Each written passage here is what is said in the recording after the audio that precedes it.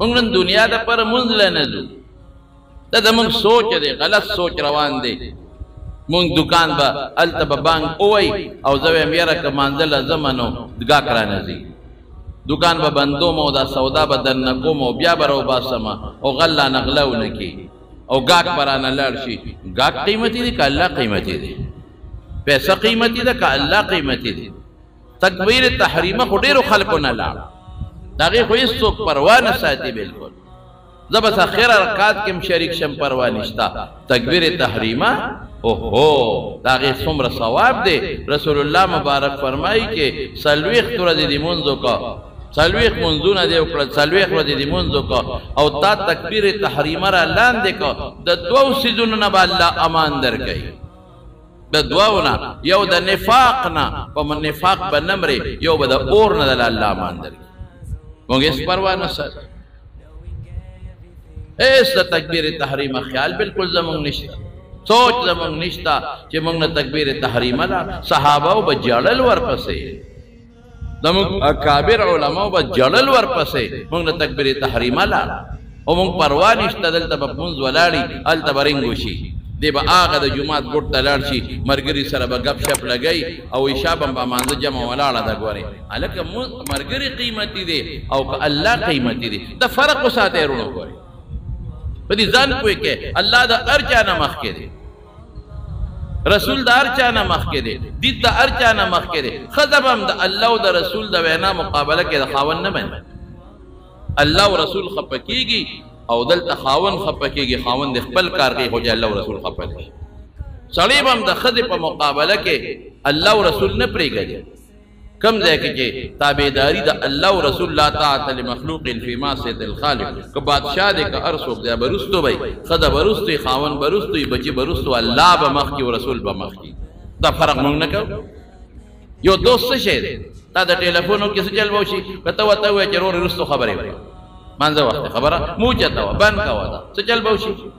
ګپ شپ د سره لګوي فضول وخت هم ضایع کوي او خپل هم ضایع کوي زموږ ټلیفون سي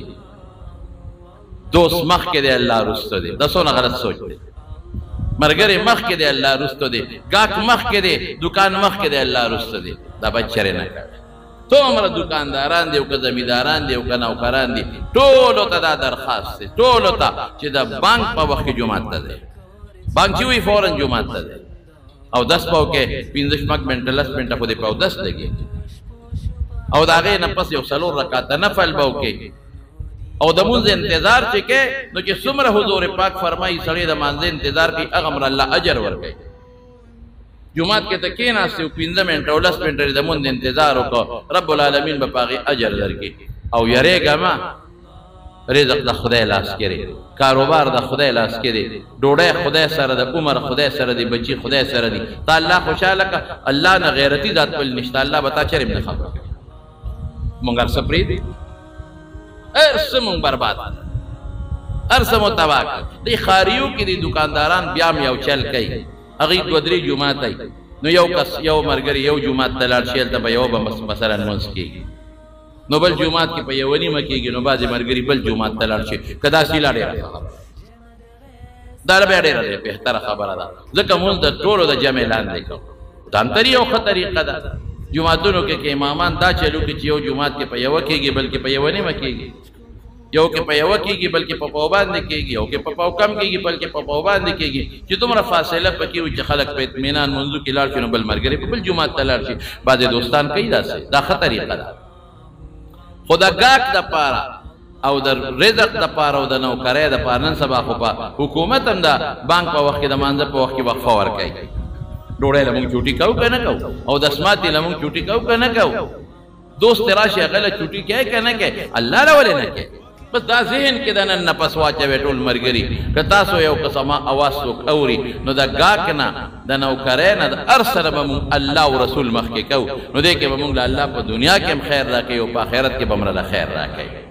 دا بس دا ذهن کې بس د نن نه پس فیصله کوي بس چې الله بس आवाज وشي ماته زه به جومات ته ځم نیمه ګنټه دی زما دکان بند دي 15 منټه یې زما دکان بند دي او زه به الله خوشحاله کړم ماله به رب العالمین رزق راکوي رزق د الله په که ډېرې پیسې در سره یو در باندې بند کړي بیا به څه کوي قسم دې داسې خلک مې لیدلي دي چې ښه د دولت خاونداني ښه ډوډۍ ده ښه مال دی او پرهیز دې نه خوري څه به کې مخامخ به راته پروت یې والله به وي ما راته کېښود ته وخوره ځه ما دله درکړه او ته وخوره ځه بیا به څه کې نو ګورې الله قادر دی الله راضي ساتی هر کال د الله د رضا دپاره